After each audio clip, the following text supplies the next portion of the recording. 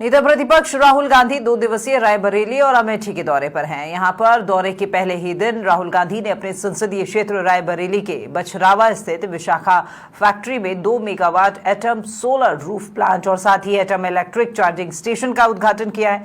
साथ ही साथ शहर के सिविल लाइन्स में नेताजी सुभाष चंद्र बोस की प्रतिमा का अनावरण भी किया है। इसके अलावा बचत भवन में दिशा की बैठक में भी वो शामिल हुए और वहीं कल भुएमू गेस्ट हाउस में कार्यकर्ताओं के साथ में वो मुलाकात भी करने वाले हैं और अमेठी के गन फैक्ट्री और इंडो रशियन राइफल्स कोरवा का भी भ्रमण करेंगे।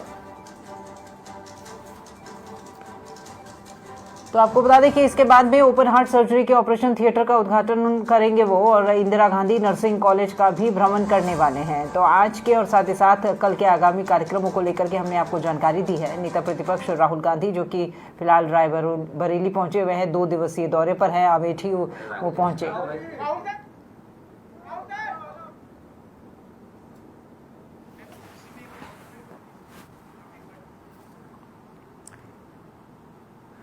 तो नेताजी सुभाष चंद्र बोस की प्रतिमा का भी अनावरण किया है और क्या कुछ किस तरह के कार्यक्रम रहे हैं इसकी जानकारी भी दिखाते हैं। कांग्रेस सांसद राहुल गांधी आज रायबरेली दौरे पर हैं।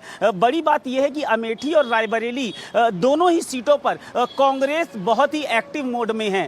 2024 लोकसभा चुनाव में जिस तरीके के नतीजे कांग्रेस को मिले हैं, भले ही वो विपक्ष में ही बैठी है, लेकिन लगातार कुछ विपक्षी पार्टियां कांग्रेस के समर्थन में हैं और राहुल गांधी को पता है कि अगर आगे के चुनाव खास तौर पर उत्तर प्रदेश में 2027 में अपनी जमीन को तराशना है तो कांग्रेस को मजबूत करना होगा। लेकिन लगातार जब राहुल गांधी उत्तर प्रदेश के दौरों पर आते हैं, भाजपा के नेता जो हैं वो कांग्रेस को लगातार घेरते हुए नजर आते हैं। आज रायबरेली दौरे पर तमाम परियोजनाओं का शिलान्यास राहुल गांधी ने किया है। साथ ही साथ कलेक्ट्रेट में एक बड़ी बैठक की है, अपने कार्यकर्ताओं के साथ ही बैठक करेंगे, मंथन करेंगे 2027 चुनाव के लिए। लेकिन फिलहाल उप मुख्यमंत्री केशव प्रसाद मौर्य ने ट्वीट के जरिए एक बड़ा हमला बोला है और उन्होंने कहा है कि 11 साल लगातार चुनाव हारने पर 50 से अधिक चुनाव कांग्रेस पार्टी हार चुकी है। सबसे बूढ़ी पार्टी कांग्रेस ने अपने सबसे बूढ़े नेता राहुल गांधी को फिलहाल आगे किया है कि ताकि वो अपनी जो नींव खो चुकी है उसको फिर से तराश सके। लेकिन लगातार राहुल गांधी पर जिस तरीके से करारा हमला पक्ष और विपक्ष दोनों ही तरफ से आता दिखता है, क्योंकि अगर हम देखें तो विधानसभा चुनाव जब होते हैं तो कांग्रेस कहीं अलग थलग पड़ी हुई दिखती है। लोकसभा चुनाव में जरूर एकजुटता देखने को मिली थी, लेकिन उसके बाद लगातार जिस तरीके से विपक्ष से कन्नी काटती हुई कांग्रेस नजर आती है। अब आगे आने वाले दिनों में क्या होगा वो बाद की बात है, लेकिन आज का जो दौरा है, जो संभावित दौरा था और जिस पर राहुल गांधी आए, उस पर अपने सहयोगी जय त्रिपाठी से बात करेंगे और पूछेंगे। जय, एक बड़ी बात है, राहुल गांधी रायबरेली दौरे पर हैं। कलेक्ट्रेट में एक बैठक हुई है, चूंकि वहां पे राज्य मंत्री दिनेश प्रताप सिंह भाजपा का नेतृत्व करते हैं, लेकिन चूंकि आज सांसद और नेता प्रतिपक्ष राहुल गांधी तो वो भी कलेक्ट्रेट में हैं।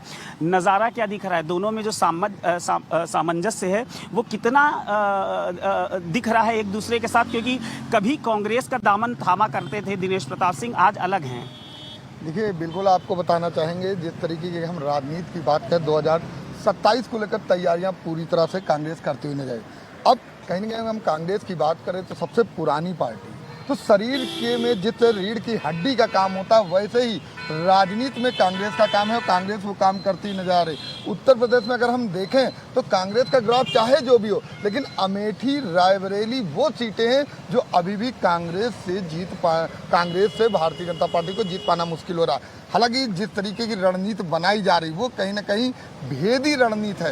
अब दिनेश प्रताप सिंह आज वहां पहुंचे हैं क्योंकि वो भी रायबरेली के एक बड़ा चेहरा है, तो कहीं ना कहीं माना जाए 2027 को लेकर तोड़ जोड़ की जो राजनीति होगी उसमें कांग्रेस कहने के लाभ उठाने के लिए कर रही है। अगर हम रायबरेली और अमेठी में जाएं, जिस तरीके से बगावत देखने को मिली है, कांग्रेस छोड़कर दिनेश प्रताप सिंह, अदिति सिंह भाजपा में शामिल हुए हैं। एक बड़ा चेहरा ऊंचाहार सीट से मनोज पांडे सपा से लगातार विधायक थे, मंत्री थे, वो भी भाजपा की चौखट पर हैं, दरवाजा खटखटा रहे हैं। भले ही पूर्ण रूप से भाजपा ने उन्हें अपनी तरफ शामिल नहीं किया या वो भाजपा के गोल में नहीं गए हैं, लेकिन अंदरूनी तौर पर विपक्ष को नुकसान तो पहुंच रहा है। राहुल गांधी का ये जो दौरा है, जो सांसद, क्योंकि उनके साथ केएल शर्मा भी, किशोरी लाल शर्मा जिन्होंने अमेठी में बड़ी जीत दर्ज की है, स्मृति ईरानी को हराया है। क्या लगता है कि कितना ये सामंजस्य जो है, क्योंकि आज भी विपक्ष का बड़ा चेहरा उत्तर प्रदेश में अखिलेश यादव ही हैं। राहुल गांधी को अगर जमीन तराशनी है अपनी कांग्रेस की, संगठन को मजबूत करना पड़ेगा। आज कितने बाहर के जो उनके कार्यकर्ता हैं, जो रायबरेली अमेठी से बाहर के कितने कार्यकर्ता उनके साथ हैं, क्योंकि एयरपोर्ट पर जब वो उतरे एक बड़ा काफिला लखनऊ से रायबरेली तक देखने को मिला है।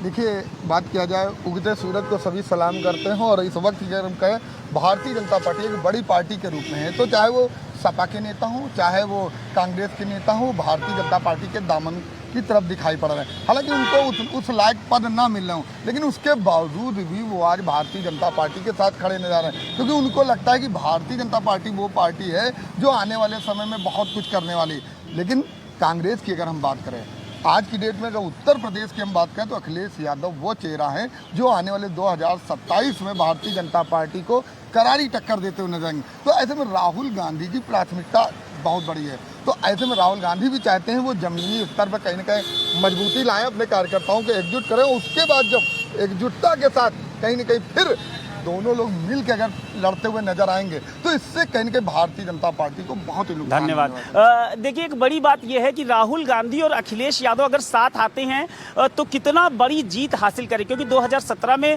ये दो चेहरे ऐसे थे जो साथ में चुनाव लड़े थे, लेकिन समाजवादी पार्टी 42 सीट पर ही अटक गई थी, तो वहीं कांग्रेस पार्टी को भी 7 सीटें मिली थी। लेकिन 2022 के चुनाव में समाजवादी पार्टी ने जहां 109 सीटें अपने दम पर जीती, तो कांग्रेस को सिर्फ 2 सीटों पर अपना खाता खोलने का मौका मिला था। अब 2024 में चूंकि फिर से संयुक्त रूप से दोनों ही पार्टी सपा और कांग्रेस साथ चुनाव लड़ेंगी, और कांग्रेस को एक बड़ा फायदा, एक बड़ा बहुमत उत्तर प्रदेश से मिला, और समाजवादी पार्टी देश की तीसरी नंबर की सबसे बड़ी पार्टी बनी 37 सीटों को जीतकर। कांग्रेस पार्टी फिलहाल 99 सीटें थी, 2 सीटें और बढ़ी हैं, 101 सीटें हैं। लेकिन 2027 का जो फॉर्मूला है राहुल गांधी का लगातार दौरा करने का, चूंकि अपनी एक और सीट उन्होंने प्रियंका गांधी को दी और लौटकर वो फिर से उत्तर प्रदेश की तरफ आए हैं। रायबरेली जो कि परंपरागत सीट कांग्रेस की थी, सोनिया गांधी लंबे समय से वहां से चुनाव जीतती नजर आती थी। अब वहां पर उन्होंने इस बार रायबरेली से राहुल गांधी को अपनी सीट दी थी, और रायबरेली की जनता से यह अपील की थी कि सीट नहीं अपना बेटा सौंप रही, और रायबरेली की जनता ने